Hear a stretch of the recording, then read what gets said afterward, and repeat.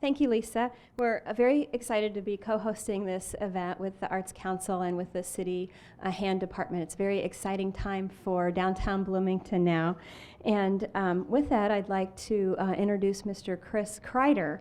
We've brought him here to talk today about their community in Davidson, North Carolina that is undergoing quite a bit of development, but at the same time trying to balance their character and economic development and vibrancy, pulling all that together, very much like what we're trying to do here.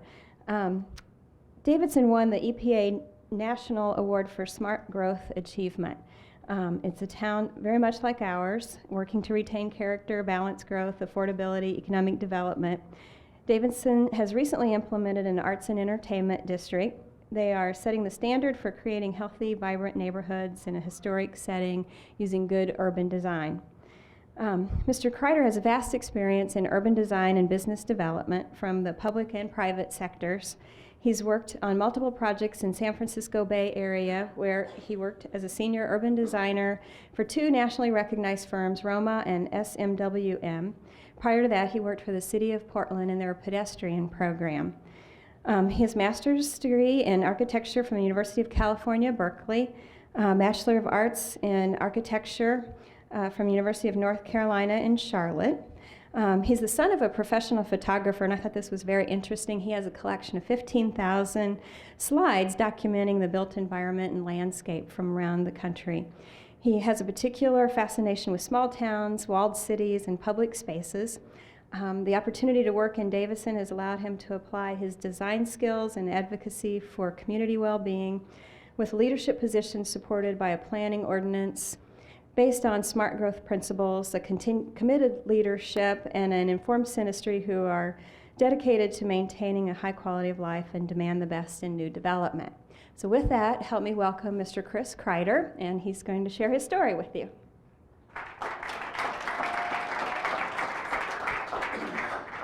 Thank you. I'll hold this a bit farther from me. I want to also welcome my brother and sister-in-law. They came over from Lawrenceburg, Indiana, my hometown. And I tell you, living in North Carolina is murder for a Hoosier fan. We've got Wake Forest, Duke, Carolina, and NC State. So I'm usually the only one wearing red at all these gatherings, but I wanted to welcome my brother and his wife, Pat, and also my sister came down from Indianapolis, Betsy. Thank you for coming. I've got a lot of stuff to show. Davidson is going through the transformation that is largely responsible for my coming to that town. It's a great opportunity for a small town, but it's also an opportunity to really look at how you can enact smart growth and with good leadership turn it into a reality. This is kind of the agenda I want to cover, dealing with sprawl, the keys to success, how an urban design framework sort of shapes the town, and also has some case studies that we're going through. These are the three areas, after talking to Nancy and to Chris about what are the areas where we might have some mutual areas to discover.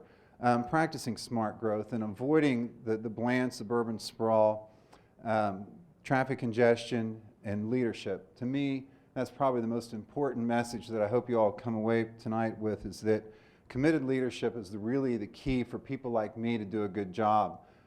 Having that person who has been there, understands the politics, but also allows the professionals to engage in their work is really a key to success.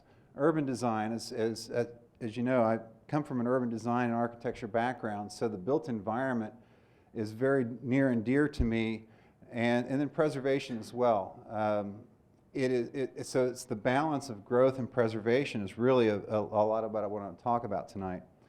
Davidson is an edge city. It's 23 miles north of Charlotte, and it's become, with the Interstate 77, as you see here on the left, a bedroom community. And it was a small college town founded in 1837. It was very isolated and very independent. But with the advent of the automobile, it has really become subject to a lot of the problems with sprawl in the region. This is just a map to sort of show you relatively. Charlotte's on the right there at the bottom. They have a beltway freeway that's being built. And then Davidson's right at the northern part of the county, right next to Lake Norman, which is probably very close, maybe a little bit bigger than Lake Monroe. But it's an interesting situation because the town was there long before the lake. So there's no sense of the water being there. You saw that earlier picture. There's a lot of water, but there's no waterfront. This is Davidson in the 1930s. That's the Davidson College on the left, and then our main financial, our little main street right here. And it's a single-sided main street. This is what's now called the Village Green. It used to be called the Village Grove until Hurricane Hugo and took out all these wonderful trees. But trees, as in any college town, are a part of the magnetic appeal. This is what Davidson looks like today, and you can see the Village Green there in the main street. Davidson, through the 90s, did not experience the kind of growth like our neighbors did. You see us down here on the bottom. In 1990, we're actually bigger than most of our neighbors. But Huntersville, for example, is right next to Charlotte and has just been completely engulfed by that development. And what we did was we put a series of moratoria in effect to sort of keep the development at bay until we could figure out how we were going to proceed. But now, as you can see, these are three sort of measuring tools that are used, but the town's population is at the very least going to double over the next 10 years. And it's our job to make sure that that growth does not put an undue demand on our infrastructure and our resources or on our quality of life. Davidson, like many cities and towns like Bloomington, sort of had that 50s, 60s zoning plan that separated uses that really catered to the automobile. And it separated people from one another. It separated them from the sort of the historical relationship that we used to have. Let's see if we can, the cul-de-sac subdivisions and that the streets were here long before cars, and streets were the mechanism by which we communicated with one another. But now we move around in our cars. It looks like it's busy, but we're all living in our isolated world. The challenge that we face, let me back up here, dealing with sprawl is really dealing with the reality that we have today, that the separation of uses in our prior zoning really necessitated the automobile, and this is the kind of development that we see all over this country. You don't know whether you're in Phoenix or Buffalo because it's all starting to look the same, and it's driven by the auto and the way that we've planned our communities. So this is, these are our goals. These are the things that when we sort of saw what was happening in the other neighboring towns, we said these are the things that are important to Davidson, and that we need to make the citizen a part of the process. And a very important role in town hall is to have people during the workshops and during the presentations to weigh in. So we require the developers to notify everyone within a quarter mile of the development. We require the developer at the time that they have their kickoff to have a charrette or a workshop, and that gets everybody in the neighborhood, and people who live there know a lot more about it than I do or the developers. So their input is very important to the process. And this is, this is the opposition that most communities face, is that, this is the way we've always done it sort of mentality. People who really are there because they want exclusivity rather than community. The folks in phase 1 are fighting what's happening in phase 3. And it's an ongoing problem. And our approach is to come up with a new planning ordinance that's, as I said, it's a form-based code, which means that it's not based on zoning and land use. It's more based on the building type and the architecture. And that we have planning areas so that each area has its own characteristics, and that we plan very much about the context and very much through the design. What's interesting is at the very beginning of our planning ordinance are these 8 goals. And we wrote these before sort of the smart growth thing took hold, but they really look very similar if you look at the EPA's 10 smart growth goals. They're very similar, and I tell everyone, you have to write your own goals. You can go to other towns, you can go to Davidson, you can go to Boulder or Austin, Texas, and see what they're doing. but it's important for Bloomington to establish what its goals are, because they're probably going to be unique to the city. And these are our goals. And what happens is when I'm 6 months into a project and I'm beating my head up against the wall with this developer, I go back to these and I say, is this project fulfilling these goals? And the developer is actually required to state their goals and to respond to these goals. So it's very, it reinforces why we're here, why we're doing it, and why we need to move back to where we were before we sort of got embroiled in this design process. As I said earlier, leadership is probably the key element. That we have a town council that has had very little turnover in the last 10 years.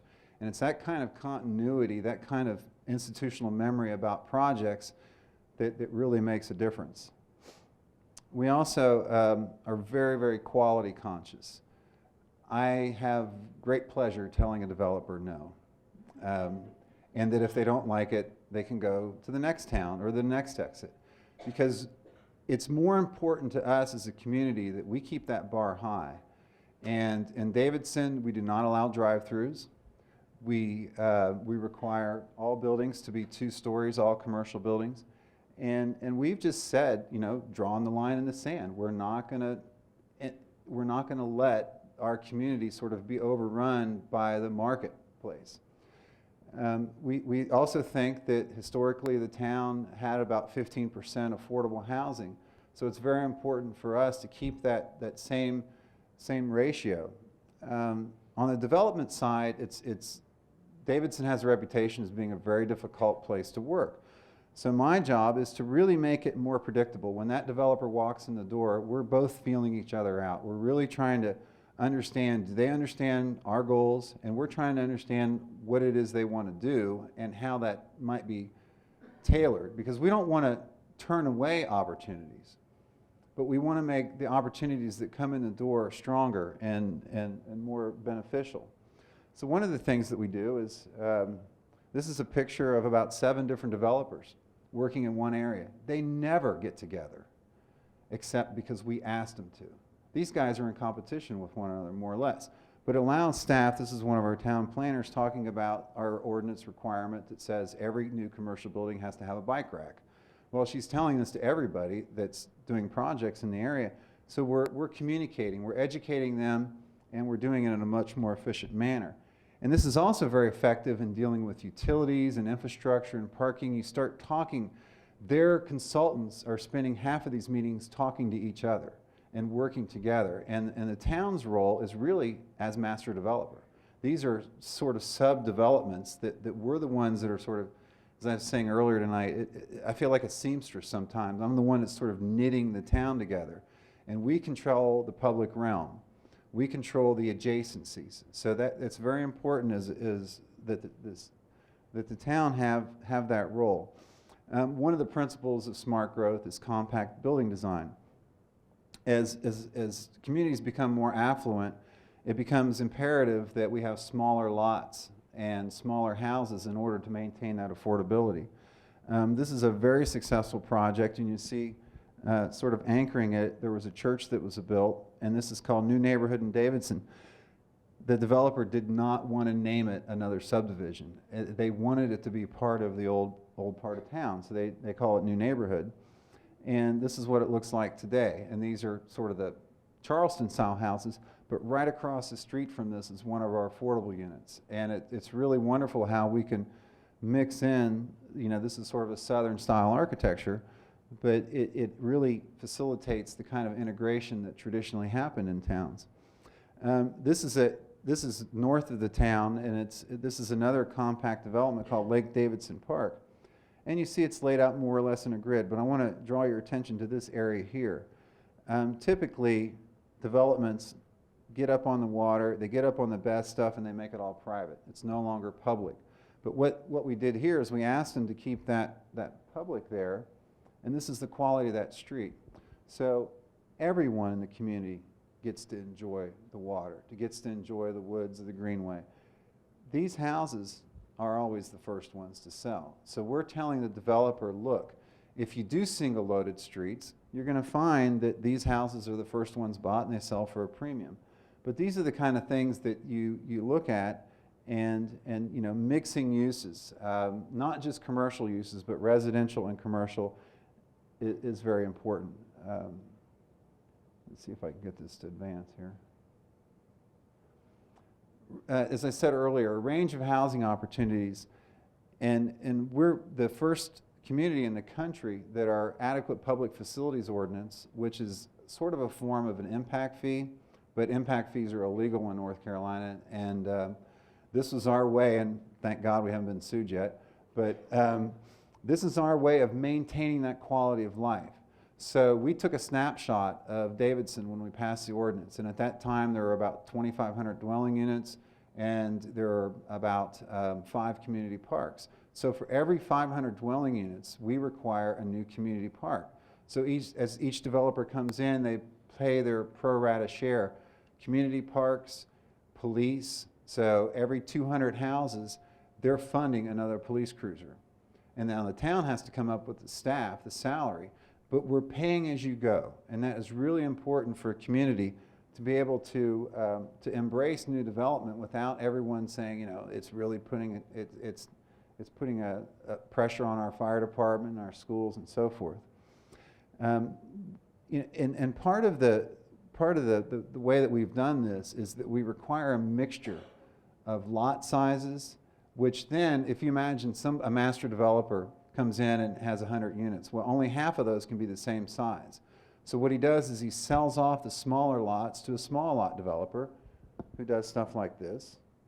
And then he does his custom homes, and then he sells off his townhouse lots to someone who does this. So immediately from day one, you've got variety as opposed to sort of a conventional, you know, cookie cutter subdivision. These are all affordable housing units.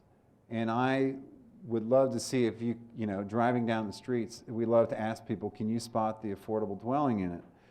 And in this case, what they've done is this unit and this house, for example, don't have garages. Everybody else on the street has a garage. But it's a very quality house. It may have, on the interior, it may have Formica instead of granite countertops or something like that. But these folks are completely enmeshed and immersed in the neighborhood. And it's very important that when you don't sort of stick affordable housing over there. And that's what the developer wants you to do. They want you to stick it in the back corner somewhere so that they can sell the lots for these $600,000, $700,000 houses. But there's things such as urban mansions that look like a big house but actually have 4 units in it. So if it's about the look, we can make it look just like anything else. And I think it's very important that you don't over-design. You know, for a while there back in the 70s and 80s, everybody was building an amphitheater here and there. But this is just simply our village green, and those Adirondack chairs have been there since I've been there, and they came in, I think, about 5 years ago. Not one has ever been taken. And it's just remarkable how a public space can be transformed, and it works both as a very sort of quiet place and as a very active place. I want to quickly go through this because I think it's important as Bloomington grows and the areas around it grows that the city have influence over how that sprawl happens. It's not just their problem, it's your problem. It's your opportunity. This is a project that we looked at, all of the development going in around it. These are all approved subdivisions, but there's no heart, there's no soul. And what we did is we created this beautiful illustrative plan, which urban designers are very good at. But how do you make this happen? Well, we created zoning that reflects that plan. So what you see is the NC is the neighborhood center, the NG is the neighborhood general, that's your 15 units to an acre type of development, and then the NE is sort of the neighborhood edge, the more traditional. So it really mimics the pattern of small towns that have the core village area and then the higher density housing around it, and then the more traditional suburban housing. Interestingly, these folks didn't want to have anything to do with it. And you run into that in rural areas. The farmer says, no way, no how, get off my property, you're going to be shot. What we came up with was this rural reserve. No subdivision of land is allowed. And what that does is that keeps the tax man away. Because when you can imagine a very pricey development going here is going to skyrocket their values. But if it's not subdividable, it stays marginally much less expensive. And then if they ever want to sell, they come back and they petition the town, and it defaults to the underlying zoning. So that's one of the ways in your rural areas, because it's such a haphazard development. In the rural areas, just flying into Indianapolis today, you see this leapfrogging. You know, there'll be 4 square fields, and then right in the middle, this sort of subdivision, and all the traffic's dumping out onto the road. And it's important that Davidson, for example, as it creates these little neighborhood centers, that the downtown of Davidson remain vital. And the way we're doing that is really through our arts and cultural. It's important that people come to Bloomington at least once a week if they live outside, because it becomes very important to your psyche as a city that people keep looking at this as their place. You go to Atlanta, you find people in the suburbs there who've never been to downtown Atlanta. And I think that suburbs tend to draw the kind of people that are really not beneficial to your long-term goals, in the sense that they're reinforcing your goals. They're coming, you know, in Davidson, they're moving from Connecticut or Maryland or California, and they're sort of saying, well, why don't you do it the way we did it up there? And it's important that they learn the Davidson way of doing it. And it's, you know, for example, you know, I'm used to just jumping into a meeting. Well, in the South, you take a few minutes. You get to know each other. You check up on each other. And that's that building that bond that really is important. Then we can get to the hard stuff. One of the other things that's very important too when you're developing is that you have the balance of jobs and housing. And it's imperative that we don't just become a bedroom community.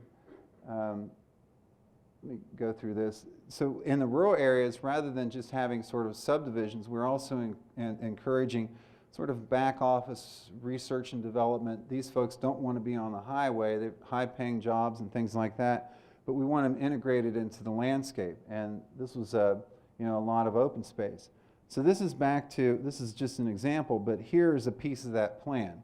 Developer comes along, and he owns, you know, 3/4 of what you see in the frame there. So we overlay the zoning, and then he comes forward with his plan that is really based on a combination of that zoning and that illustrative plan. And you see how when you integrate that 172 acres into the bigger scheme of things, you start to see how it's important to establish the circulation pattern. As things develop, things start to connect. But you have to have that vision in front of it, so that as these ad hoc sort of developments happen, that there's a bigger picture in mind. Now, zeroing in a little bit and sort of looking at how do we look at the neighborhoods and sort of the interaction, particularly in the urbanized area. As an urban designer, I look at, you know, these sort of principles and really work hard to sort of define what a sense of place is. And these are some pages from our zoning code. And a form-based code, for those of you who don't know, it's really based on building types. It's based on the fact that what we want is something that fits. So it's not so much focused on use as it is on the building type, whether it be storefront, civic, and so forth. And that we do not have a density cap in Davidson. There is no need. We have a height limit, and we have a design restriction, so that what's important is that it fit. It doesn't matter if it's 15 units to an acre or 5 units to an acre. If it's appropriate and it fits, things like the amount of parking that's required or the height limit or the setbacks will ultimately decide how that site is developed, not the density. So our emphasis is on compatibility and not use.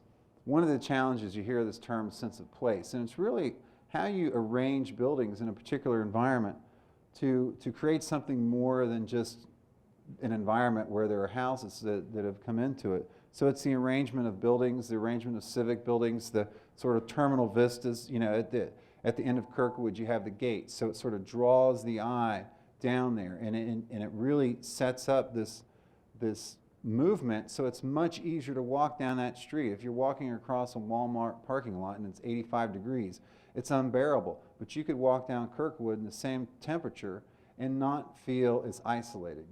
It's the same distance, but you've got a destination in mind, and you're seeing all these interesting things around you as you go. And in Davidson, you know, our sense of place is really best defined by the Village Green.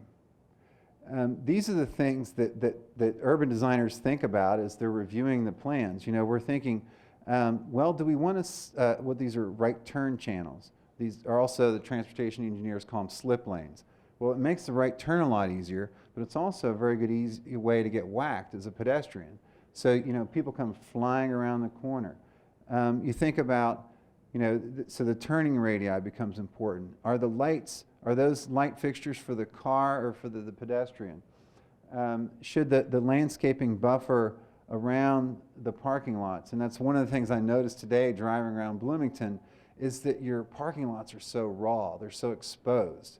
And if there was a way to at least capture a couple of feet of attractive landscaping to sort of reinforce the street wall, it's going to be a parking lot for a while. Until the land uses come up to a level, it's going to be parking. Parking is a necessity. It's a necessary evil. But there are ways to screen that really make it at least more attractive to the pedestrian and as you go down to the city. Context, your design guidelines, this is the biggest challenge we have, is sort of defining what context is. And the architects will come in and say, what do you want? And we'll say, well, show us what you're doing, and then we'll react to it. And it's sometimes a frustrating process. But it's really about, you know, we asked them, go take pictures of the neighborhood. Go shoot some details of the eaves and the awnings, and so that we know that you are looking, that you're not just sort of sitting in some office in Raleigh or something drawing up plans for Davidson. Because it's near and dear to us, you need to have an understanding of who we are and what we're about. One of the interesting things about Davidson is we require all commercial buildings to be 2 stories. That keeps the big boxes out. That keeps the CVS, you know, cookie cutter CVS out. CVS will never show you this slide, but this store has been hugely successful for them. In fact, they like it so much they've moved their regional offices upstairs. But you'll never see this in a CVS promo or anything like that, because they don't want to come into Bloomington and do this. They want to just sort of roll it out there and put their big blank wall. And for example, we had a big fight with them about all this window frontage because they wanted to put displays up against that. And we said, no, it's nice to walk down the street, see people in the store shopping for birthday cards and so forth. And it's been hugely successful. The gas station, the same story. That's not quite under construction yet. But the owner of the gas station, you know, is thinking, well, if I have a couple apartments up there, that's practically free rent, because at this point he's already spent all his money getting the building there. This is just a bonus. And he talked about the general manager living there. So the general manager of the convenience store gas station starts to take ownership, and it becomes a much cleaner site, a much better maintained. It's really important to pay attention to the details. You know, this kind of effort here, this is in front of an elementary school, is really precious. The ground plane is one of the few places where we can actually do things that people see. You know, as you walk down the street, you're generally kind of, your cone of vision is pretty much the ground plane up to about 15, 17 degrees. So, you know, making that work. But when it doesn't work is when you do things like this, where you have a downspout, and you can imagine, you know, it rains, it freezes overnight. Why not spend the $5 and get the pipe out to the curb? And then they've got these huge planters, but you and I could not walk down this sidewalk, which is supposed to be a Main Street environment, next to each other, because they didn't think, you know, they didn't leave enough room. So these are the kind of details. You know, managing utilities on these are 2 blocks apart. One, we've got the Duke Energy power poles just polluting the skyline, and the other ones we've managed to get them buried and put them up on, you know, put the lights up on mast arms. Little things like that make a huge difference. Maintaining buildings, a big problem in older cities, and we have a maintenance by neglect ordinance that basically says if it's not keeping up to a standard, then you can be fined for building code violations. And And it's very effective in getting property owners who really have no incentive. They own the building. They don't own, they don't own much on it. Getting them to behave really has a big difference on the community's character. Talk a little bit about sort of design review. The building facade obviously is the most important part of what the public sees. And so there's great attention to the detail of that. Davidson has a very good design review board. There are, I think, 7 members, and 4 of them are architects. And you'd think, oh my God, this thing could drag on forever. Some of them do, and they usually do because the architect who's presenting the plan is reluctant to work and collaborate with the town.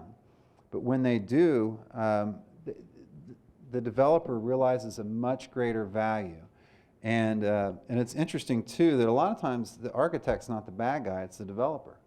And I've had on more than one occasion an architect come up and thank me because the developer just didn't want to spend the money. And we're sort of releasing the architect to do what good design is all about.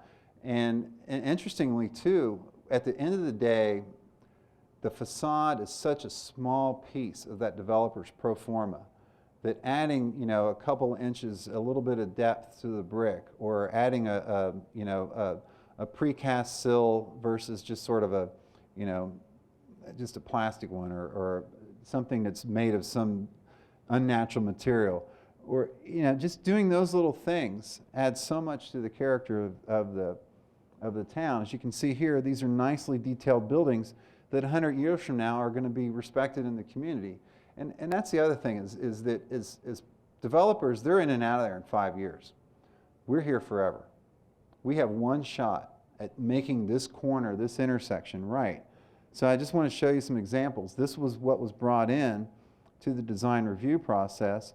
And after a couple of meetings, we worked up to this, which is it's not a monument. This is a fabric building. This is a background building. It's not intended to be, the next great building in town, but it just shows a level of refinement that isn't going to cost the developer any more money, but it's going to have a much better impact.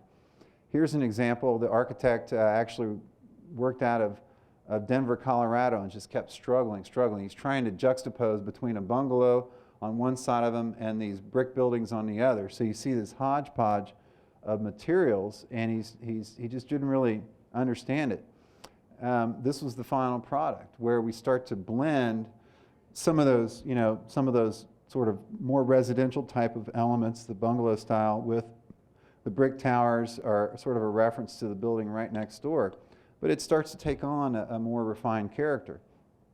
The other thing is that we require them, they may present a good picture and get it approved, and then when it gets built, it doesn't look anything like it was supposed to. We check the construction documents, the working drawings. Before we'll issue a building permit, we make sure that they're consistent with the original design. And this one, the developer wanted to do this, but it's got this massive roof, which looks almost like one big manor house. And the other thing is, you can't really tell. They're what, 6 units here? You really couldn't tell in this elevation who owned what and where the guy's front door is. So there's sort of that intuitive level that this is not working because it doesn't describe the individual units and the individual people that live there. So, the August submittal was what was passed. Big hotel comes in. We're like, one of the folks said, this sort of starts to look like a wedding cake. It's got, and it's not a bad building, but this could be anywhere. This could be at any suburban exit anywhere in this country. And the other 3 corners have flat roofs. So we said, you really need to come back with a flat roof. Well, he did. It looks like a lot like a hospital.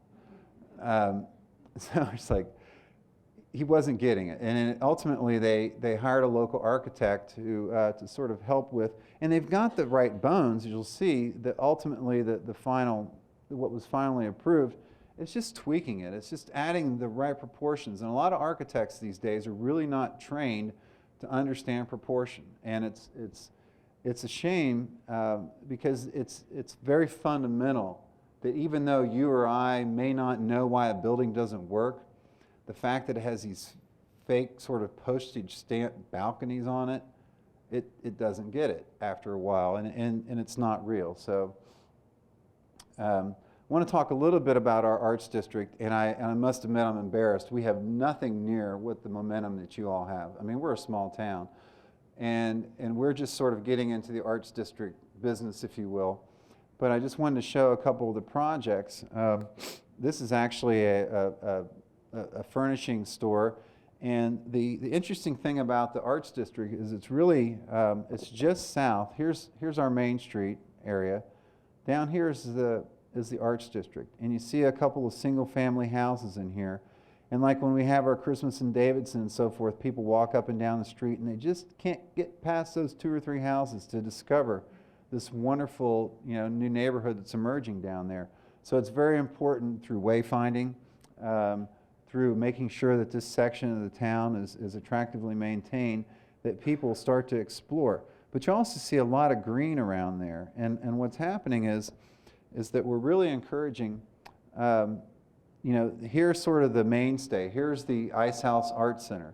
It was actually conceived of by a developer who, he bought this building. It was an old ice house. It was next to the railroad tracks. And you can imagine how important ice was in the South.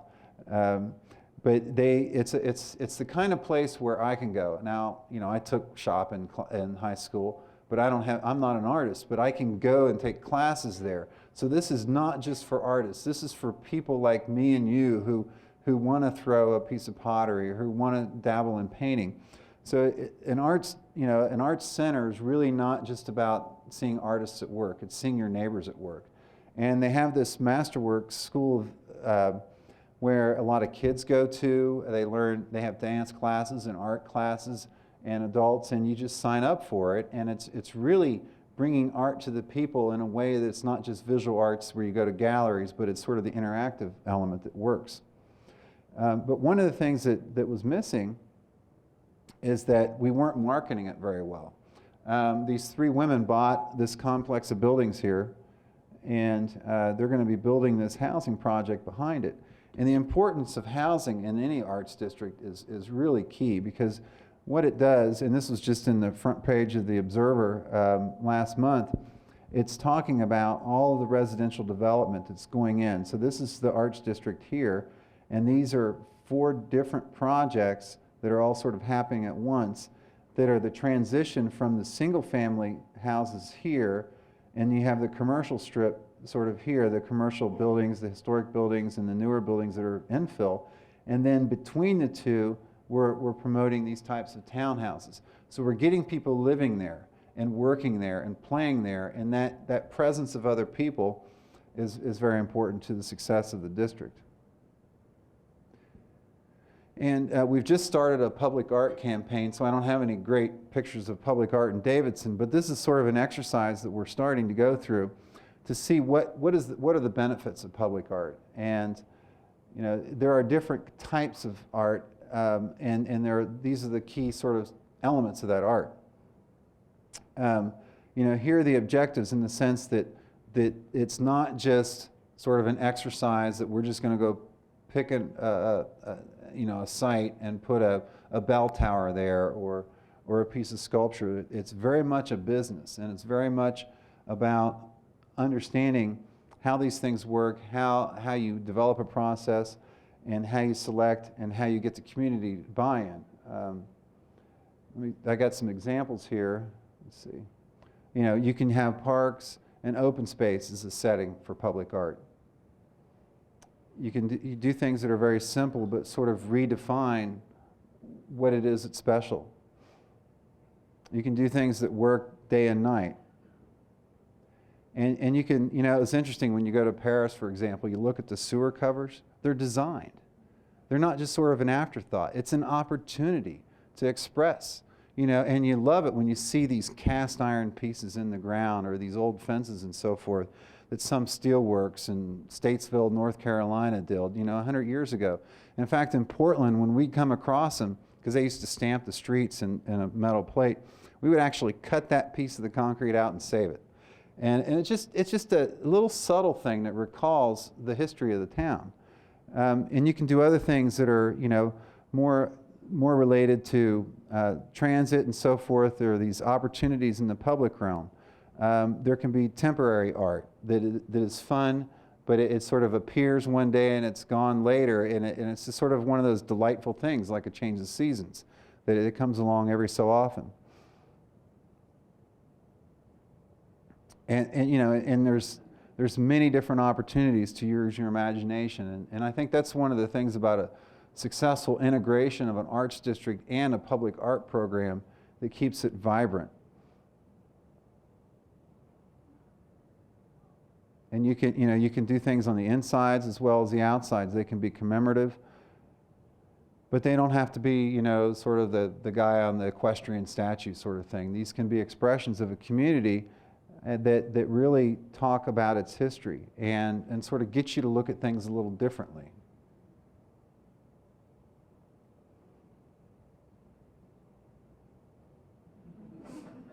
Yeah, I think that's a pretty interesting solution. We do have, Davidson is a college town and it's a mill town. And when the new Harris Teeter, which is like a Kroger's, came in, I don't have any pictures of it, but we said, the only big buildings in Davidson are either mill buildings or college buildings. And we really don't want a grocery store with, columns. So they actually dropped it into what looks like a mill building.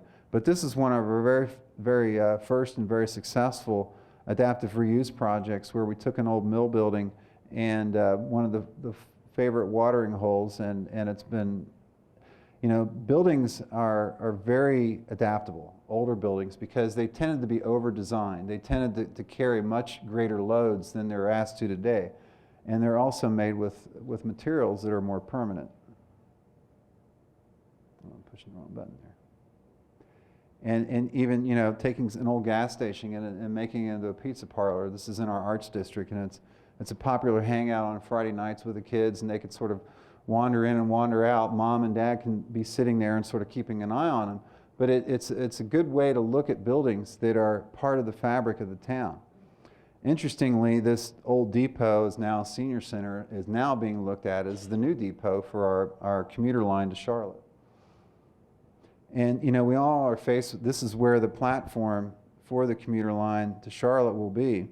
And one of our questions is do we save this building? It's an old asbestos mill. You can imagine it's going to be a challenge. One of the important things that you see in a town that is really on the upswing in terms of development is a little problem when it becomes popular with the wealthy. And what they love all the charm of your little town, but they don't want that ranch house. They want a 5,000 or 6,000 square foot house that they can have out in the suburbs. They want to bring it into your fine little historic district. One of the things that we've done is we really tried to understand what's going on in terms of the marketplace. The problem is that the land is worth so much now that little ranch house is not there. If I've got to pay $150,000 for a lot, the bank expects me to put a $500,000 house on it. And yet if I have to pay that much for a lot and it's got a little ranch house that's worth maybe $80,000, there's an economic pressure. So one of the things that we heard is that, that the tear down problem, the gentrification, Davidson's a very walkable, friendly community. So what you start to see is folks that are coming in and sort of want to bring their value system into our not very fancy town. We're not a very pretentious, sort of ornate town. A lot of small houses. It was a college town. Everybody knows college professors don't make any money. So it's a challenge, but what we've come up with is that, an interesting phenomena is that the people who live there, while they accept sort of our planning goals, they're very uptight about, the type of housing that's coming in. They all want it to be just like them. And if you're bringing in townhouses, the stranger factor, oh, that's going to be a rental unit. We're not going to feel safe. And then also when you get these big houses, it necessitates cutting down the big trees. It sort of pushes the building up against the property line. And so what we started doing was measuring the town and started to see, okay, what is the average square footages of these houses? Should they not, in fact, the new houses at least be proportionally the same size, maybe a little bit bigger, but not so much bigger that they sort of overwhelm the fabric. We also looked at setbacks. In some neighborhoods, a 5-foot setback where the smaller houses proliferate is perfectly appropriate. But on other neighborhoods where they tended to have bigger lots and they have bigger setbacks, you don't want a house going in where everybody has a 15-foot setback and you've got 3. And that's what our ordinance says right now, is you can have a 3-foot side yard. So we looked at floor area ratio, and this is very elementary sort of concept, is that an FAR of 1 is basically taking an area and building a 1-story building. So each of these is an FAR of 1 because the total sum adds up to covering the lot with 1 story. Why is that important? Well, it's important as you sort of determine what fits there. This has an FAR of 0.07, this existing small house.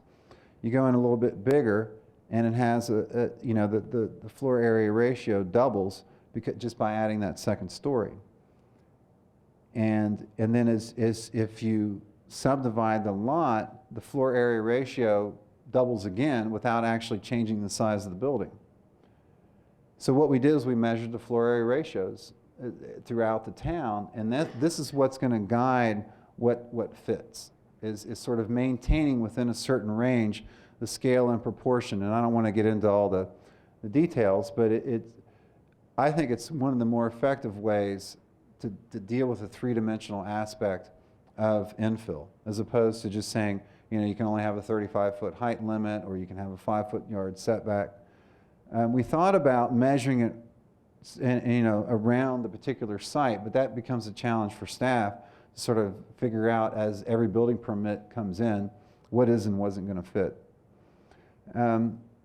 One of the things that Davidson, as an old college town, has a wonderful collection of historic buildings, and they haven't seen the kind of wiping out of historic treasures that we've unfortunately seen a lot of in Indiana. It's very fortunate at this point that peer pressure, if nothing else, has kept people from doing something stupid. But the day is going to come when a developer or a builder just doesn't understand the qualities of the town, and they're going to knock down one of these nice houses, and then we're going to regret not enacting the types of legislation that we're encouraging. What we did is we took the town and we carved it into the neighborhoods, and we did a survey of each one, and we determined what the eligible houses are and what the eligible buildings are, and we've started to form a district. The reason I'm talking about this is because it's really a balance. It's a balance of preservation and new development. They both have to happen. You can't just preserve your town like in one of those little snow globes. It has to grow. It has to have a recharge with people. Neighborhoods go through generational cycles. A neighborhood that 20 years ago was just chock full of kids is now filled with elderly people who are thinking about the next transition in their lives. So you need money. You need investment in a neighborhood. But you also need to identify what's precious to that. So our challenges in Davidson, and I think it's symbolic of a lot of cities like Bloomington and others that are doing very well. They're very successful. They're a place where the brand is very strong. People all over the world have heard of Bloomington. So it's very important that you keep that quality, that bar, very high, because the Bloomington brand, the Davidson brand, is really what keeps people coming and keeps that investment coming. And if you sort of diminishing that by allowing less than what your expectations are, you're ultimately going to be unhappy with the result. And I think that's, it's for a growing community. It's maintaining that balance. In Davidson, we really don't need any more residential. What we need are those jobs. And you can imagine it's much easier from the town standpoint to deal with the manager, the general manager of that industrial building than the 250 homeowners that might have been living there. and you know, you go over there and you deal with their trash collection once. Multiply that by 250. So, you know, having that balance of jobs. And one of the things that also occurred to me as I was driving around today is I didn't see any little kids. You know, you've got college kids galore. You've got young professionals here, but where are the kids? Are they all living out in the suburbs? What is it about Bloomington that needs to attract families? Is it the schools? Is it the safety? Is it the character? You know, is it the lack of playgrounds and parks? But I think I would say, you know, the parking lots, and I've only been here for a few hours, but the parking lot struck me, and the lack of kids. And you know, this was after school was out, so it's not like they're in school. So I wonder where the children are. And I imagine they're, you know, 3-4 miles outside of town. And so, you know, I just want to leave you with this image, because this is really what we're faced with. We have a choice in our cities. And, you know, we've all been places that look a lot like the places we just left. And I think that cities like Bloomington are unfortunately a dying breed. And, you know, the leadership really needs to be aware of that, because our future depends on cities like Bloomington and Davidson, because it's real, it's genuine. And I think that, you know, we need to keep always on our toes about sort of avoiding the least path of resistance. Don't let the developers wear you out. That's what they're paid to do. Stand strong, and I think ultimately Bloomington will be thriving 100 years from now as it is today. Thank you.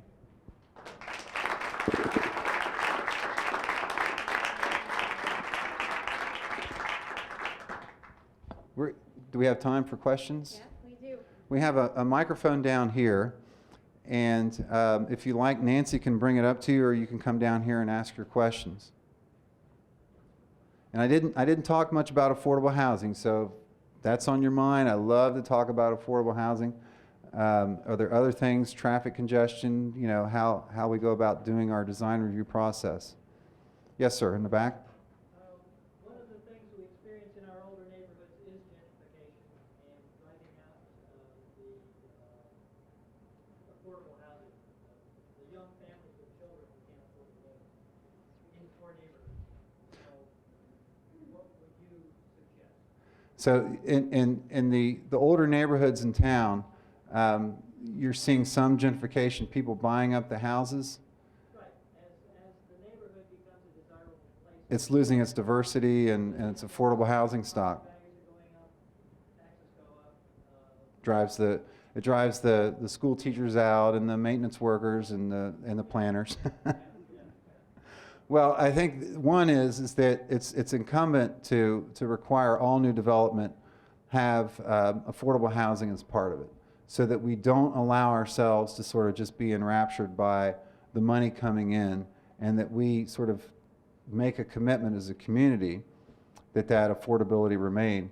And the other thing is to offer incentives for people. Davidson College does this.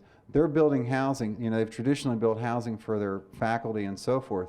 Now they're building housing for their staff and for their landscape workers and for their maintenance workers, because they realize that they want those folks to have the same values that they expect of their students and senior faculty. So the town is sort of doing the same thing. In a lot of cases, what we do is we own our housing authority owns the ground underneath, and that makes the house much more affordable. So as each one sort of turns over, we maintain affordability by keeping the value down. So do you have a land trust? Yes, we have the Davidson Housing Coalition was formed by the town, is now wholly independent from the town. And they, when a developer comes to me and says, all right, I got to do this affordable housing, that's the cost of being in Davidson, they can either do it themselves, which they usually don't do a very good job at. They can also bring in the housing authority, in this case the Davidson Housing Coalition, and they end up usually giving them a lot, but they still build the product. And they work with the Housing Coalition to build a product that looks just, you know, same materials as everybody else, but they value engineer it out, and so that $200,000 unit is now affordable at $125,000. maybe while we're looking for another question, ask the panelists to go on and join us on the stage so that you can get set up. Yes, sir, down in front. What incentives do you recommend for developing an arts district, or what projects, or how do you get the city to do something? Wanting to walk us through his design reviews. The question is how, what incentives and what opportunities do you create to incentivize an arts district? Our experience has been that we actually have leased space. The town of Davidson has leased space to support some of the arts. Our Parks and Recreation Department actually is located in the arts district. We also are improving the infrastructure. We're putting the wayfinding signs in. We're doing the improvements to the landscaping. We don't require any parking. We provide the parking. So, you know, we have town-owned parking lots, so that also incentivizes the developer to create greater density and to put more value into the building. We take care of the infrastructure and the parking. We don't offer any cash incentives, but we just try to set the table for a better working environment. And we also encourage the housing around it you know, so we permit a little bit more there in terms of density than we might in other neighborhoods. Yes, I'd like for you to be specific about how your design review board is worked in. In other words, if I'm a developer, what are the steps, and then when do I start getting involved with the design review board? Good question. The way the design review process works is at the end of the master plan, which goes through our town council for approval. They've got an approved master plan. And then they come to us. They build the infrastructure. They put the roads and the streets in. And in Davidson, we require design review for anything except single-family residential. So all multifamily, all commercial goes through design review. It also serves as our historic commission in our existing small little historic district. So I've got an approved plan. I want to come in with my mixed-use building. Staff works with the architect and the developer to prepare the presentation. You know, we have a list of criteria. You need at least one color elevation. You need all four sides. You need to acknowledge that you've read our design guidelines. You need at least one perspective or a model. And so we make sure they're ready to go to the DRB, and we help them. We offer suggestions about trends. And then when they get to the design review board, you know, it's very important that we not create an adversarial role, that we work together to improve the building. And oftentimes I catch myself telling the developer, if you work with us, we'll help you make money. We will make your project a lot more profitable because it's good design and it makes sense.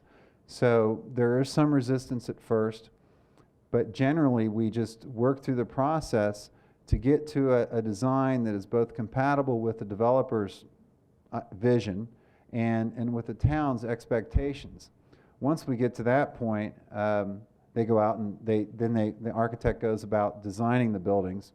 And usually our DRB is, particularly if they've struggled with it, the design, they will require staff to come back to them once the working drawings are done to confirm that yes, they did put that precast sill in, yes, they used the corbelled brick and they didn't just sort of fake it. They did put the eave on there at 24 inches deep as opposed to 6. So they'll ask us to review the plans, and I won't sign off, or I won't let staff sign off on a building permit until we've seen that complete selection of drawings. So that's kind of the process. It typically takes 2 visits. If you're working together and you've got an architect who understands the design, it's taken up to 3 or 4 months with those who've struggled. Yes, ma'am. Is there any public review of the buildings? The public is invited to meetings, but it's very important that, for us at least, that the town board not be making decisions about the buildings. You want to get it out of the hands of the politicians. And my greatest fear is that we allow a lousy building to be built, that then they start taking away what they've entrusted us with. So there is public input, but the public input is primarily focused at the beginning of the project where we're trying to get the shape of what the development will be. The design is really left up to the design review board, who is very persnickety about high quality, and we haven't failed them yet, but it is important, I think, to keep the politics out of good design. Yes, over here in the back.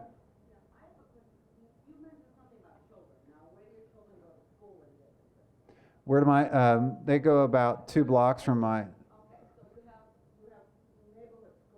Yes, we have walkable schools, which is the antithesis of what Charlotte Mecklenburg Schools is doing now.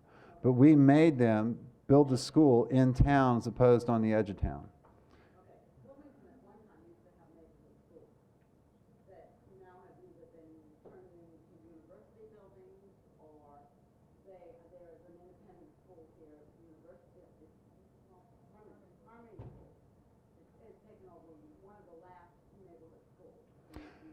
One of the problems with schools is the school boards have these ridiculous standards.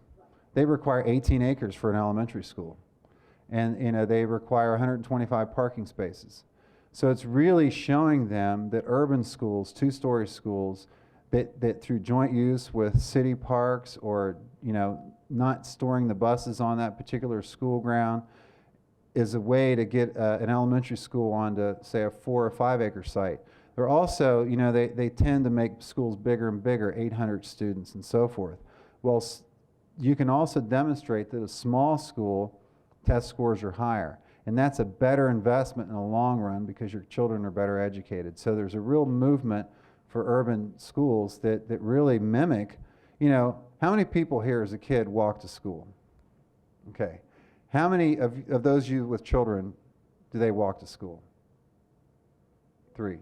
So we had about 80% of you walk to school as a kid, and only 2% do now, 3%.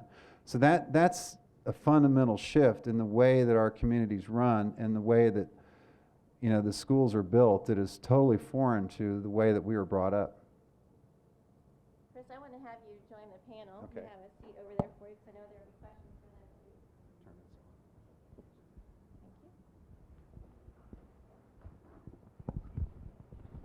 Are we on still? Okay. My name is Denise Alano, and I wanted to thank the library staff and CATS for being here as our panelists get set up, and I'll introduce them to you. Of course, as they sit down, Ron Stanhouse is here. He's the owner of Crazy Horse and the Alley Bar and co-owner of Jake's Nightclub. He also is president of Downtown Bloomington, Inc., and the Area Restaurant Association, and he'll be telling us a little bit about a recent redevelopment that he's been involved in right downtown on South Walnut Street. Doug Wissing also is here, a longtime resident and primarily a writer, journalist, and author that you may be familiar with. He says that sort of adaptive reuse and historic preservation is kind of a hobby, a passion for him, and he'll tell us about a project he's been working on in Prospect Hill, the former City Bakery. Mike Black is also with us tonight. He probably didn't know that he was going to become a real estate developer downtown. He opened the Video Saloon on the corner of 7th and Walnut, and he has a great story about that. When the smoking ban started to come online, he figured he needed to do some rethinking of his business and opened Black Mercantile down there. Mary Kaprinski is an architect on our panel. She's with Kirkwood Design Studios. Mary has had a hand in several great adaptive reuse projects in downtown Bloomington and some new projects as well elsewhere. An award-winning studio. Some of you may have seen the Stone Age Institute that Kirkwood Design was involved in, which was an award-winning studio just outside of Bloomington, a research institute. So I'd like to turn it over first to our panelists and let them each tell a quick story about their experience in redeveloping property in Bloomington, and then we'll open it back up for questions for all 4 of them, as well as more questions for Chris. So I think Nancy told me the first order is Ron Stanhouse. Thanks. My name is Ron Stanhouse, and I South Walnut Street as of 1 year ago. It's been a 1-year project, much longer than I ever thought it would take. We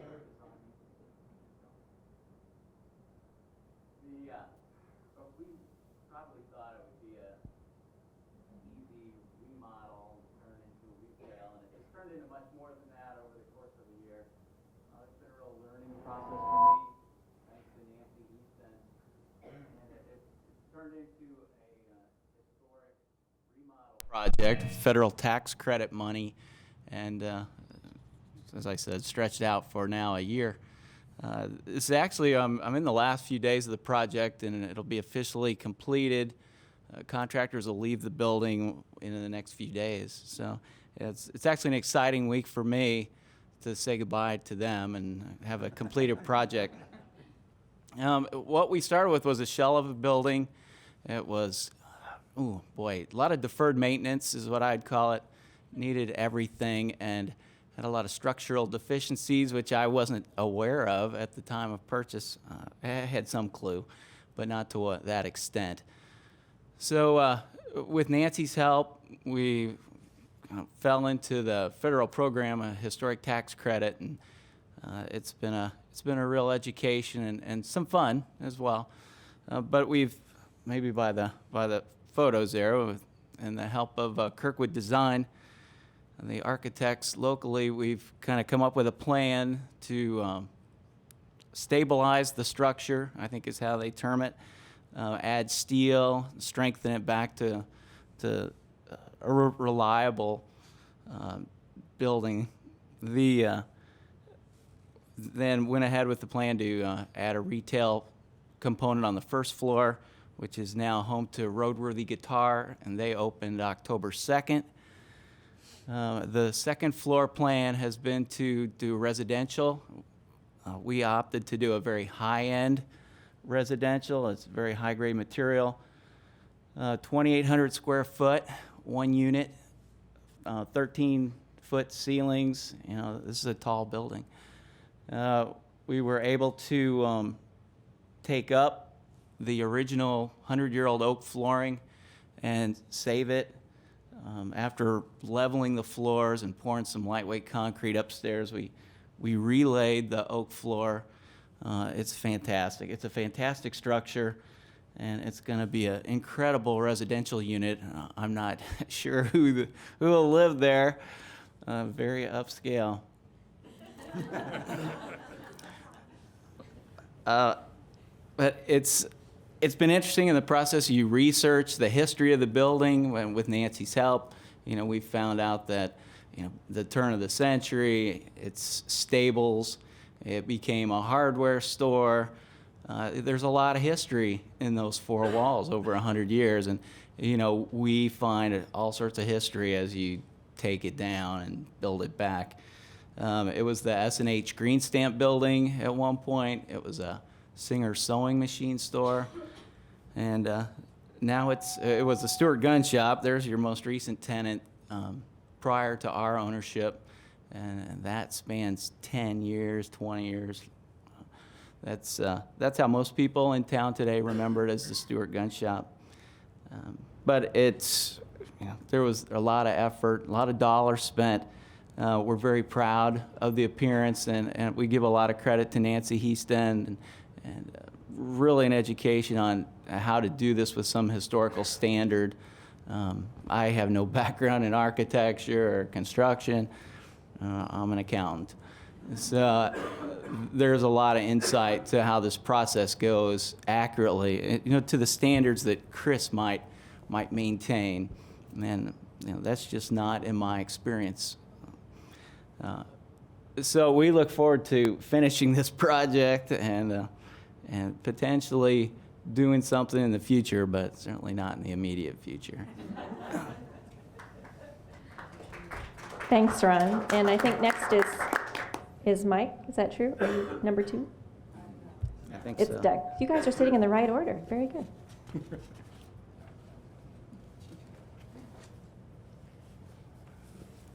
Well, this is, the building that I'm working on was built in 1930, Can people hear me okay? Was built in 1930 as the city garage. And I bought it from the city. It was surplus property about 7 years ago, if I remember. And I always had this idea, if we can switch to the next shot, I always had this idea that we could somehow, it has 22-foot high ceilings. It's a bowstring truss building, so it has these big open spans with these beautiful iron trusses up in the ceilings, and it's 22 feet at the apex. So I always had this idea that we could put in mezzanine floors between the trusses and kind of go back to its origins as an early industrial building that has traces of the Bauhaus and this lack of ornamentation yet wonderful proportion. And so we started working with Mary, you're going to hear her name a lot, with Kirkwood Design Studio to come up with a plan that would let us do that, where we would replace the openings, the garage door openings, with the storefronts that you see here, which are now fixed storefronts, and then add mezzanine spaces on the inside with steel railings to give kind of that machine age industrial look. And it's been a process that has gone back probably a couple of years when I first started talking to people. The city has been very supportive of the whole process. The mayor's office, Denise and Ron in the Economic Development Office, Nancy in hand, and the Bloomington Urban Enterprise Association, engineering, utilities, Pat Shea at planning. I began to think it took a village to renovate a building. This was an early iteration. There were many designs relating to those front storefronts, as we particularly, this also became a historic preservation tax credit project, which really added a level of complexity that at sometimes was very frustrating. Things don't move quickly. If you intend to do a historic preservation tax project, I recommend that you really add a substantial amount of time to the project. Some seem to go through easier than others, but this particular one got caught in a bureaucratic vortex for a while. There ended up being, I think, 10 different iterations of that facade before we came up with one that worked for everybody. So we've been in construction since the summer. I think we'll be finished up by sometime in January. Things are going pretty well with it. It's 2 commercial spaces up front, 2 loft apartments in the rear. The apartments are already leased, and we're in some serious negotiation with someone on one of the commercial spaces. Here we can see the mezzanine floor with the steel railings. It's been a wonderful process, and I'm certainly looking forward to the construction being done. Thanks, Doug. And next is Mike Black, and I can remember, Mike, when the ribbon cutting for your new Black Mercantile, Lieutenant Governor was here to help you with that, and we presented another adaptive reuse award to another downtown developer at that time. But tell us a little bit about your story, Mike. I don't own the property, I just lease it.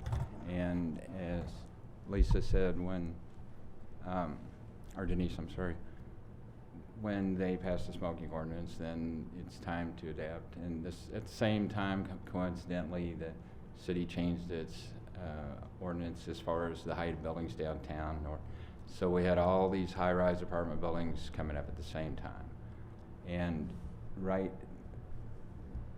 there we go, right here on the corner, there was a tuxedo shop, and we thought, what a great place for a store, a market type store like what we used to have in Bloomington back in the early 1900s.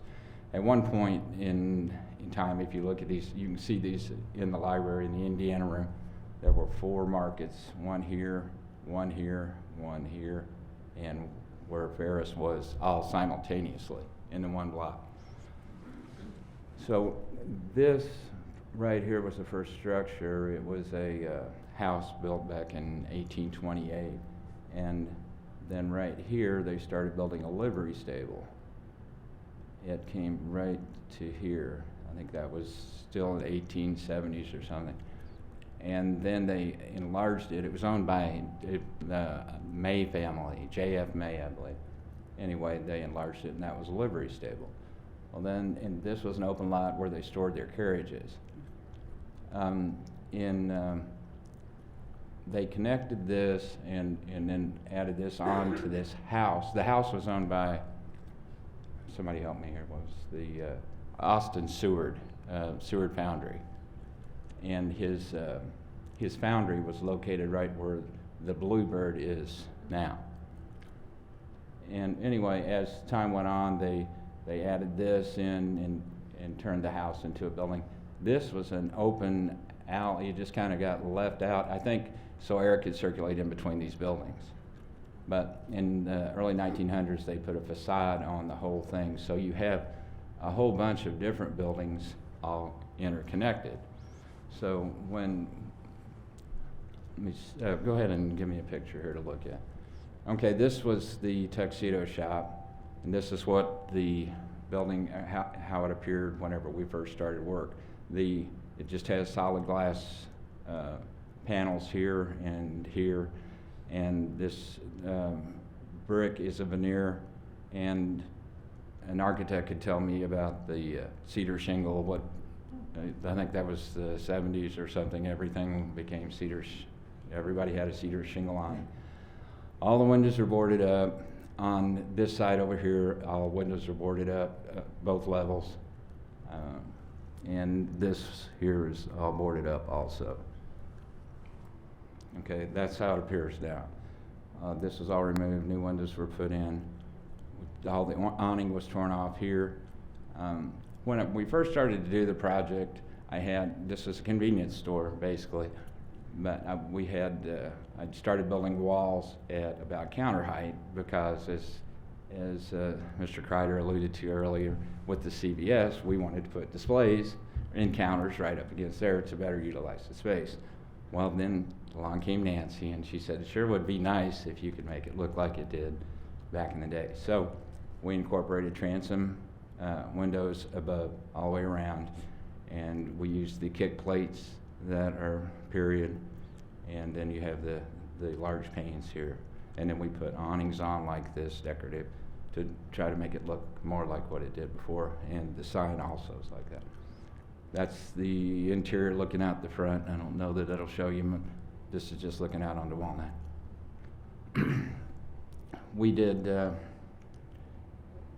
We took up 6 layers of flooring. Over time, whenever they remodel, people have a tendency to just add on and add on and add on and add on. There were 6 layers we had to remove to get to this hardwood floor, and then we redid all of that. We tore out some in the front in order to pour footings for the new windows and all this, because when they built back in the early 1800s, they didn't have ready-mix concrete. They just had limestone, and they'd lay it on the ground, and then they'd build up on top of it. So this is used to be the peanut barrel. There, we put in steel supports here because it's an old structure. And there was no brick visible in any of this part, so we stripped it all the way down, everything, and then tuck pointed all the interior of it. That's what did I get myself into now? This was the front of the building. This was when it was a hardware store back in 1924. And it's pretty much taken on this appearance again now with the transoms. And we brought back the original face of the building. And that again, this part is being developed by another person now. This building from here this way is actually a separate building from here than the one from here this way. It just has a common facade. This is what the right-hand side of the store looked like when we first started on. This part right here was the back wall of the house. That was the original structure there. Okay, and this is in the area south of that. This is an artist, he's painting murals, and that's one of the murals there. Okay, this is of old Bloomington. You see the Harris Grand here, There's where the Bluebird is now. This was where the Bluebird is now. This is the original Seward Foundry, and this is back in about 1890. It's right across the street. Now this is a good picture because this was in 1946, I believe, and the part that we've converted to a market was a market then. It was a fruit and vegetable market on the north side of the facility. And notice how there are people on the streets. I don't think they had video cassette rental back then. This was the corner as it appeared before we started, and this is as we were remodeling it, and we're framing it up, and this is how it turned out. Now this was what the north side of the building looked like before. You see, this is a door, it has a transom above it, but you can't see any of that. And these are the original windows. This was at one time it was a Western Auto store. Go ahead. And that's what it looks like now. And you can see we've uncovered all the windows and doors, and it's a gorgeous building, it just had to be redone.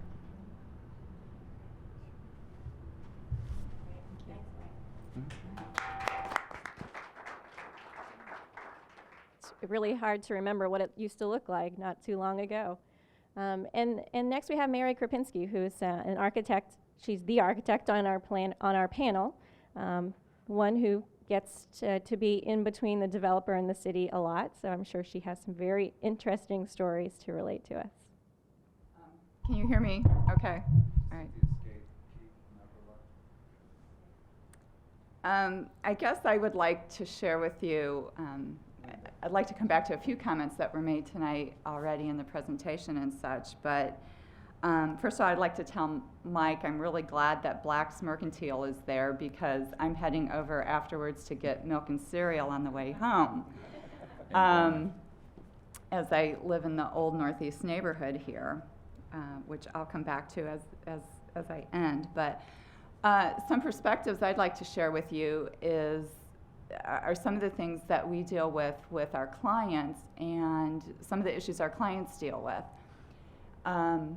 Some of these projects are really pretty marginal. I think everyone thinks because you're choosing to develop that you've got lots of money to spend and and hopefully money to spend doing it all the right way. But along the way, we always have to make decisions, priority decisions about how best to use those dollars.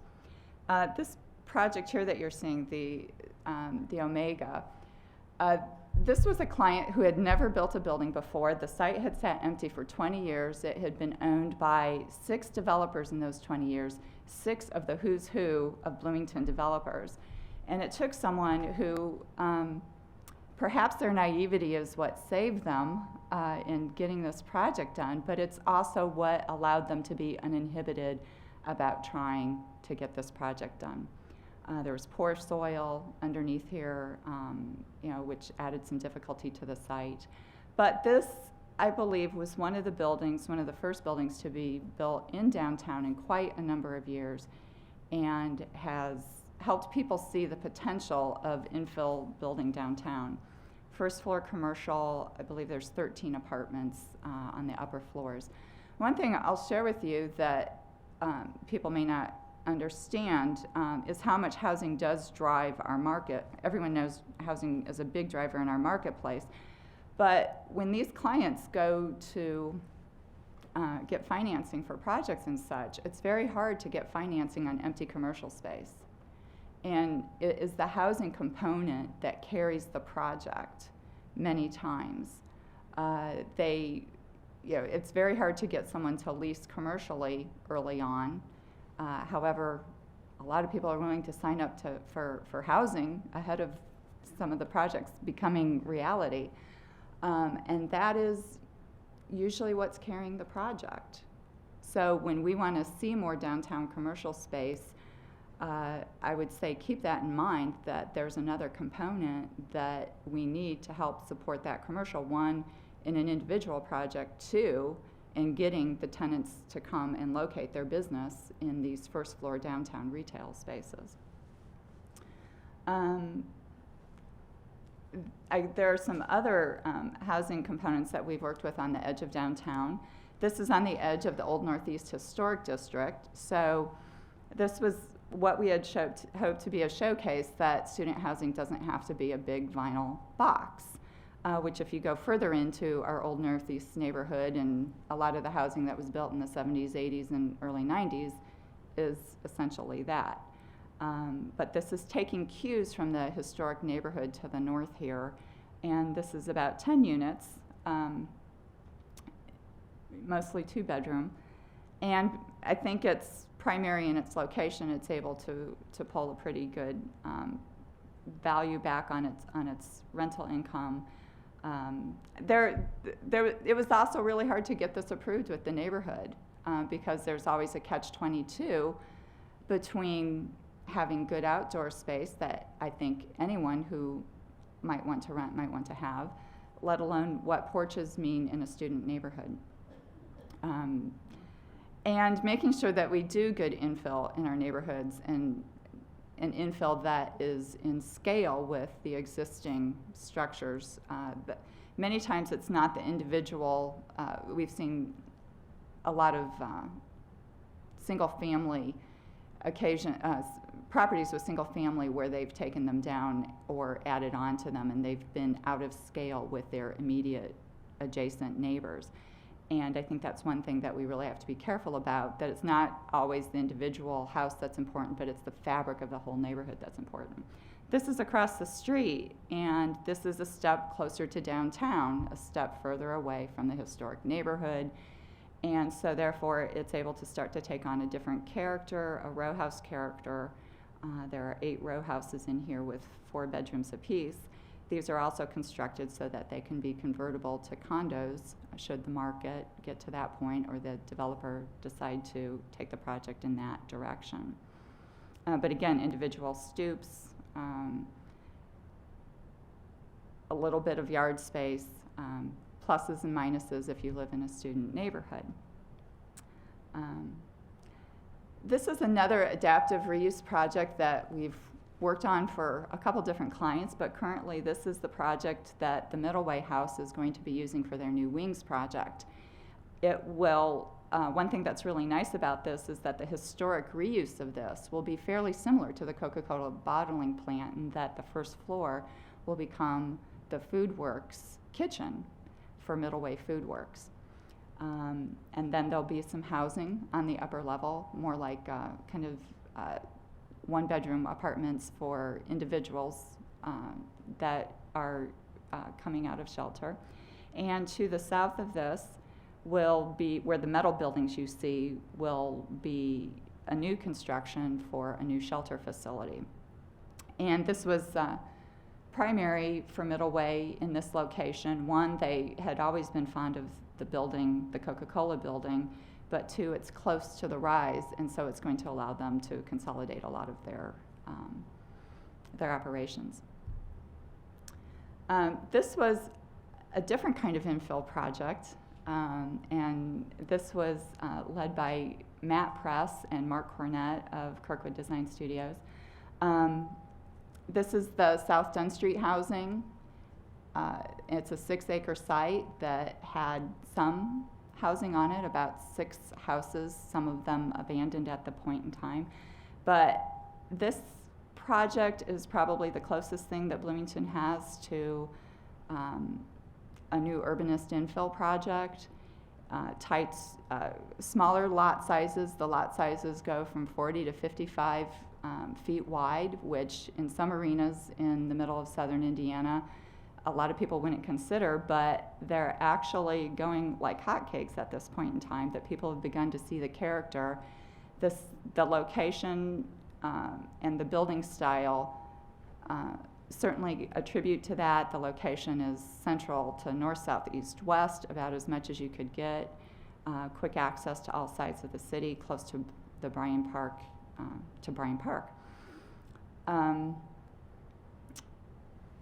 But again, the neighborhood had a lot to do with this too, wanting the infill to be very compatible with the existing Bryan Park neighborhood. And something that Chris Kreider said earlier, this is a continuation of the neighborhood, and that was very much a desire of the neighborhood as well as the developer, It's not its standalone development. The city grid connects it on through. There's no gate saying this is South 10th Street. It's a continuation of the neighborhood fabric. This again was another historic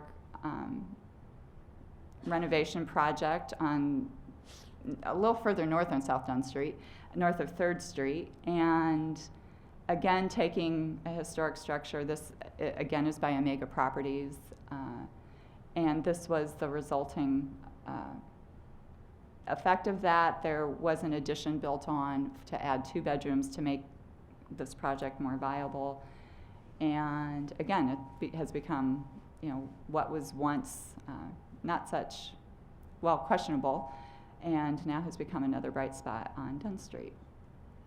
So I guess one other question, or a couple things I wanted to come back to. Again, the adaptive reuse, the historic preservation. When you go to attempt one of the historic preservation projects and you're trying to get historic tax credits, having a project that stays in character with the original character of the building, with its use, those are all things that are heavily evaluated by the state and by national in order to get those tax credits. So you can't necessarily just take a project and turn it into something else if you want those tax credits. It has to be in line.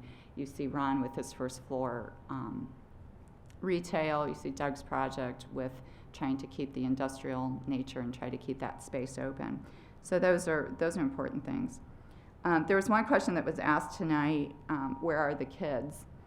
I think that's a really important question for us to ask ourselves as we look to the future of developing, particularly downtown, which has been a big focus.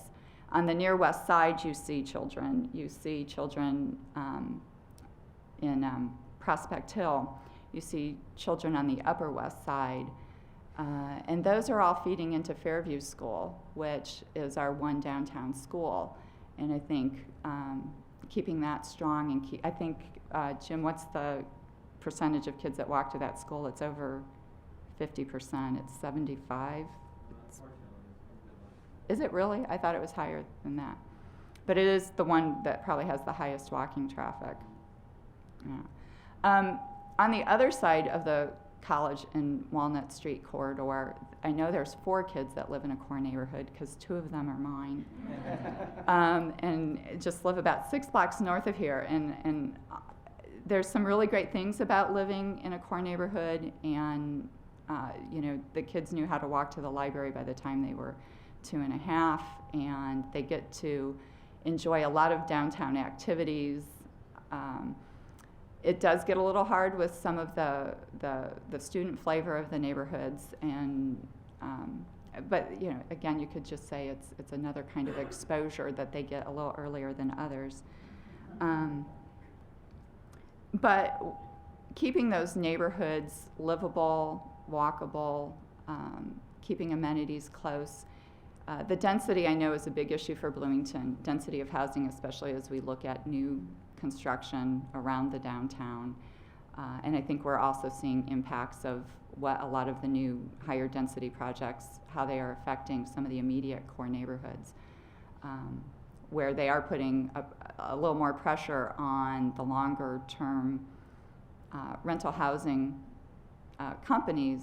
I think we're seeing a lot of upgrades on those properties to keep them marketable. Is that a good thing? Well, I think it's a good thing for those that use the properties. It's certainly cash outlay that people probably weren't necessarily having to do otherwise. But is it improving the fabric of our core neighborhoods? I believe it is. Is it going to open up opportunities for other owner-occupieds to raise other children in the neighborhood? I think those that are looking for that lifestyle, at least we're not closing out the option. So, yeah. Thank you. Great. I'm going to ask Lisa to find the microphone so that if you have questions, you can be sure to be heard. But I'd like to open it up first with asking anyone who would like to answer this question.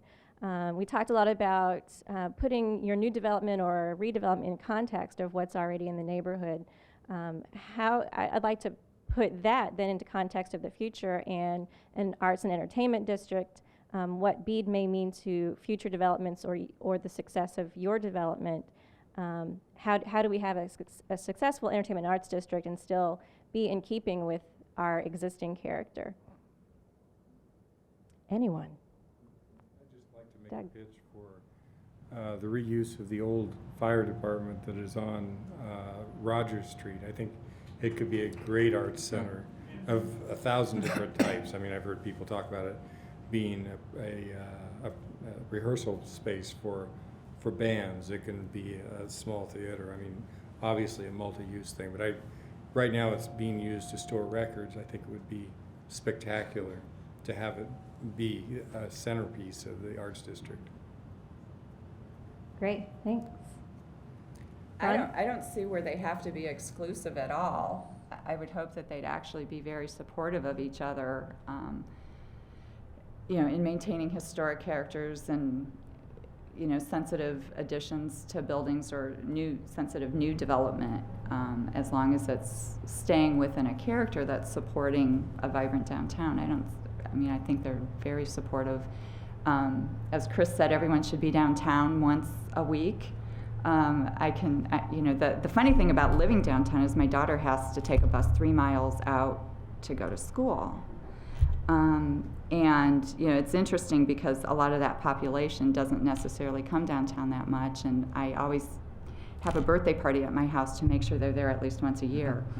And it does open some people's eyes up to the fact that, there are opportunities downtown and people living downtown. I would add that in terms of compatibility is that you really establish a palette of materials that are high quality. That, if limestone is indigenous to this area, then it should be one of the predominant building elements. So you limit the use of vinyl siding and things like that, so that even though it may be a modern building, that the materials that go into that are something of a lasting value. And then the scale of that is also, you can put a modern building right next to historical, but you can draw reference in terms of the window height, in terms of the eave height, and have this interplay. And sometimes contrast is a really nice thing to sort of set off that historic building or that modern building. So it's not so much about that it has to look like an old building, as much as it just has to look like a well-designed and well-built building. I guess one thing I'd like to say about the reuse of those buildings is that what you see with a lot of the older buildings is that, there is a lot of value in the structure and the materials that are used there and the adaptive reuse. When we have new buildings, that we also make them so that they can be readapted in 30, 50, 80 years.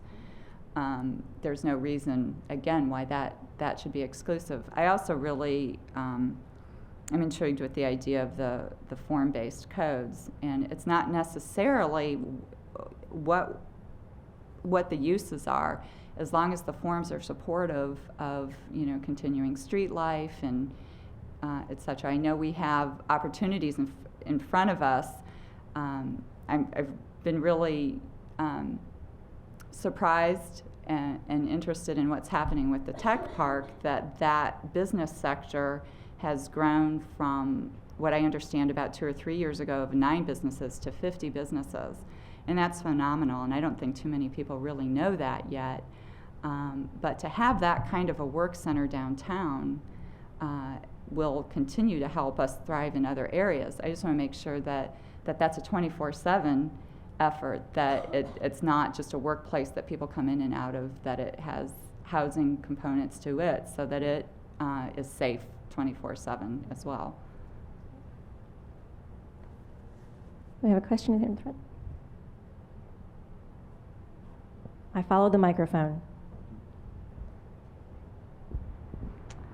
We talk a lot about preserving the integrity of historical buildings and through the built environment, and you also mentioned where are the children, but our population is aging, And I was just wondering if you could address what efforts are being done, even in North Carolina or in Bloomington, about providing affordable housing for older adults in our communities, and maybe providing an infrastructure that supports their movement to walk to the bank or to the grocery store or so forth.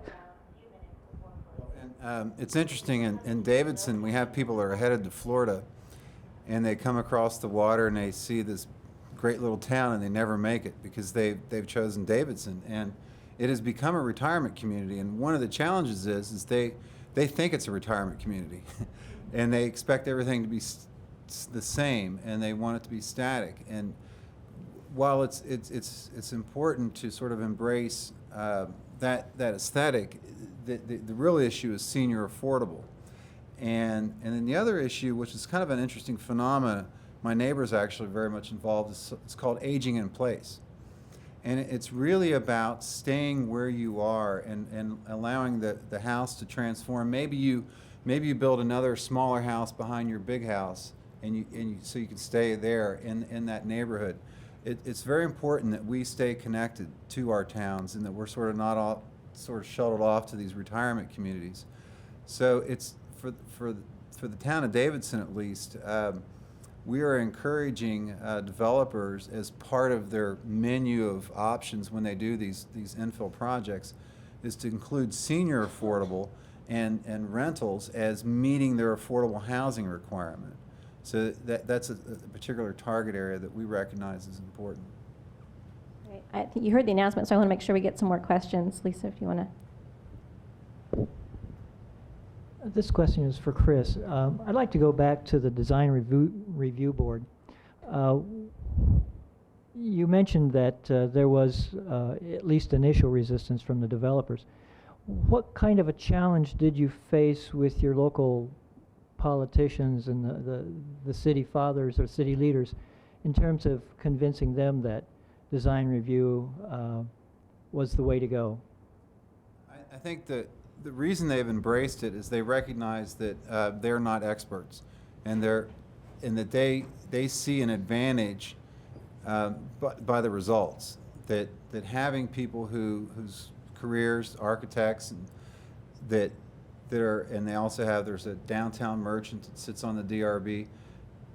They recognize the value of being humble, I guess, and they also saw this as an opportunity to really let someone else get into the details.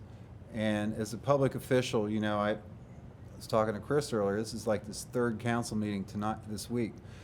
You can only do so much in a position of leadership, so you've got to delegate, and there are plenty of people out there who really love this type of effort, so it was a conscious effort on their part. In the back? This is going to have to be our Run, last Lisa, run, question. Lisa.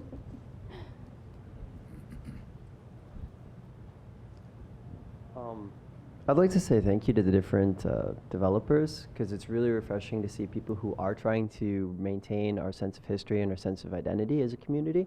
But I've recently returned to Bloomington, and I'm seeing the Den gone after several decades. I'm seeing Ladyman's Cafe gone after a half a century. I'm seeing this brand new modern angular Chipotle fast food chain on our Kirkwood. I'm seeing high-rise buildings. And so while we have this desire to maintain our integrity, what sort of efforts did you make in Davidson to increase your resiliency to these foreign products? Well, that's a really good question. One of the things is we like Davidson just the size it is. So rather than growing up, we're sort of, as these new neighborhoods develop, we're requiring them to have at least a small sort of commercial core. So it's almost like we're creating mini Davidsons, rather than sort of concentrating all of the pressure on our little two-story town. Is that we're, you know, outlying areas, they're creating their own little enclaves, and they're, you know, they might be 15 or 20,000 square feet of commercial. So that's one way, and I think that's probably the most important way to sort of maintain the scale and character, is to create other walkable neighborhoods that really embrace that. The other thing, as I talked about, is we have this two-story requirement that scares away your national chains. They just don't. And interestingly, a lot of times all you have to do is ask. If you ask a McDonald's or a CVS, they've already decided to come to your community. So that is a great opportunity to ask for something more than the cookie cutter product. So if you've got a national chain, you know, a Gap or something looking at Bloomington, they've already decided they want to be here. So that you've got a great deal of negotiation power, and it oftentimes is not that expensive. Driving out small businesses is one of the biggest concerns that we have. But if there aren't any big boxes, and I don't see any in downtown Bloomington, that is going to help your locally owned and operated. This town is full of local business. It's remarkable, and I think that you have to encourage them as much as you discourage the others, the Starbucks of the world and so forth, from sort of making it generic.